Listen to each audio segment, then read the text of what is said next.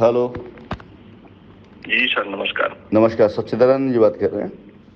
जी जी राष्ट्रीय Naseem San group से बात कर रहा हूँ। जी जी जी सर। कैसे हैं आप? ठीक है सर, अच्छे हैं। क्या कर रहे हैं आजकल? वकालत चल रही है? नहीं सर, वकालत तो जब हमने कंपनी ज्वाइन की थी उसी समय छोड़ दी थी।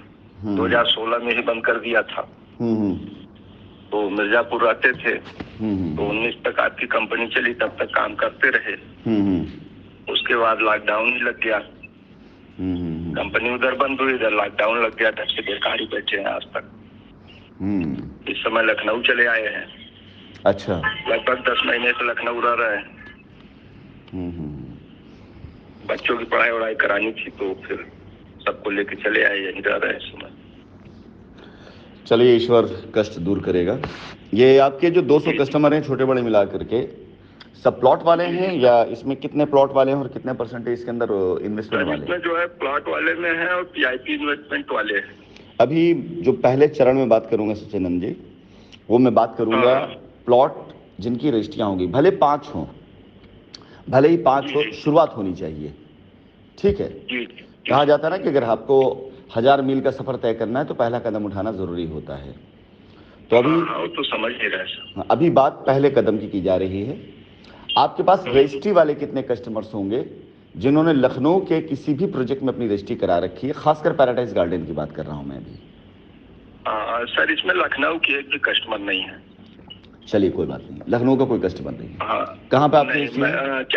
4-5 कस्टमर है तो राजा तालाब के हैं, जो कि उसमें से 2 ही 3 लोग जो रजिस्ट्री करा सकते हैं, बाकी सब जो है अपना नहीं, रजिस्ट्री कराना नहीं, जो करा चुके हो मैं उनकी बात, मतलब जो रजिस्ट्री करा चुके हैं पहले से, हम उनकी बात कर रहे हैं। अच्छा, नहीं तो रजिस्ट्री कराने वाले तो एक भी नहीं है सर। चलिए, कोई बात नहीं। इस मिशन का आप प्रारूप जान लें ताकि आप अपनी चीज़ों प्लान कर सकें। हमारे लिए 3 तरह के कस्टमर्स हैं। एक कस्टमर वो जिनकी रजिस्ट्री 2019 से पहले हो चुकी हैं, एक वो कस्टमर है। दूसरे कस्टमर वो हैं जिन्होंने रजिस्ट्री अभी नहीं कराई है, उनका आधा अधूरा या पूरा पैसा कंपनी में आ चुका है और वो रजिस्ट्री करा कब्जा पाना चाहते हैं। और तीसरे कस्टमर वो जो किसी भी तौर पर, चाहे प्लॉट कैंसिलेशन तौर पर हो, चाहे पीआईपी, एसएलपी, आरएसएलपी, एलटीएल, व्हाटएवर जितने भी प्लान हैं, उन प्लान में वो पैसा लगाए थे और बदले में अपना पैसा वापस पाना चाहते हैं। इन 3 के तीनों की लायबिलिटी उतारने के चरण में, पहले चरण में हम शुरुआत करने जा रहे हैं पोजीशन के नाम पर। पोजीशन, हाँ, क्योंकि और उनके लिए जो कोर्ट कचहरी या एफआईआर लीगल में नहीं गए हैं, ये भी शर्त है। क्योंकि कोई कचहरी कोर्ट चला गया, लीगल चला गया, एफआईआर चला गया, तो हमारी बाध्यता है, हम जब तक कोर्ट से कोई फैसला नहीं आ जाता है तब तक हम उस पर एक कदम आगे नहीं बढ़ सकते हैं। ठीक है जी, बिल्कुल सर। अब अगर कोई व्यक्ति अपने आप को मुकदमे से बाहर कर ले या कोई व्यक्ति अपने आप को एफआईआर से बाहर कर ले, उसका तरीका, उसका प्रोसेस उसको अपनाना पड़ेगा। तो वो नॉर्मल कस्टमर में खड़ा हो जाता है और उसका पोजीशन जिस जगह जमीन है वहां दे दिया जाएगा। जो लोग एफआईआरों में नहीं गए हैं और रजिस्ट्री करा चुके हैं, उनका रजिस्ट्री का पेपर है, तो अपनी जमीन के स्वतः वो मालिक हैं। उसमें कंपनी का, किसान का, एसोसिएट का, किसी का कोई लेना देना नहीं। वो स्वतः अपनी जमीन के मालिक है और उनकी जमीन पर उनका कब्जा मिलना उनका खुद का अधिकार है। ठीक है। तो जो उनका अपना ये मौलिक अधिकार है कि हाँ, उनको कब्जा मिलना चाहिए, हम उसकी शुरुआत करने जा रहे हैं कंपनी की तरफ से मुहिम चला करके। तो पहले चरण में हम रजिस्ट्री जिनका पोजीशन होना है उनके लिए हम तैयारी कर रहे हैं, ताकि हम भी न्यायालय के समक्ष ये बात कह सकें, इनके द्वारा कहला सकें। हाँ सर, एक रजिस्ट्री सर याद आई, 2016 में हमने राजा तालाब में करवाई थी। 2400 स्क्वायर फुट प्लाट का, आज तक पोजीशन नहीं मिला। हाँ, तो रेडी रखिए, सारे उस पर हम लोग जाएंगे। अभी ये जो कराई जा रही है, ये लखनऊ से, प्रयागराज से हम और कानपुर से हम लोग कराएंगे, क्योंकि इसका जुडिक्शन जो आता तो इसका भी, आपका बनारस का भी आता है। इसके जुडिक्शन जो है वो इलाहाबाद हाई कोर्ट आता है। तो हम इन क्षेत्रों में, सॉरी, लखनऊ तो लखनऊ हाई कोर्ट आता है। हम इन क्षेत्रों में जहां जहां की एफआईआर वहां क्लब हो गई है, जैसे लखनऊ के एफआईआर क्लब है, वहां के एप्लीकेशन क्लब है, उन सारे एरियाज में जहां जहां पोजीशन हो सकता है संभवतः सम्मुख करा करके कोर्ट के समक्ष हम ये बात रखेंगे कि हमारी नीयत हमेशा से देने की थी, हम आज भी कोशिश कर रहे, प्रयास कर रहे हैं। जो कस्टमर एफआईआरों में गए हैं उनकी वजह से जो रुकावटें आई, जो हम पर आरोप लगाए गए, उनकी वजह से हमारी ज़मीनों की स्थिति ये कर दी गई है कि जिन्होंने हम पे आरोप लगाए उन्होंने हमारी ज़मीनों को कौड़िये को भाव में दूसरों को बेचना या वहाँ कब्जा करवाना शुरू करा दिया है। तो इस तरह से सारे तथ्य जब कोर्ट के सामने आएंगे तो हमारे केस में फैसला आने में ऐसे भी हमें उम्मीद है कि जुलाई अंत में जो डेट लगी है उसमें कुछ ना कुछ पॉजिटिव आएगा ही आएगा।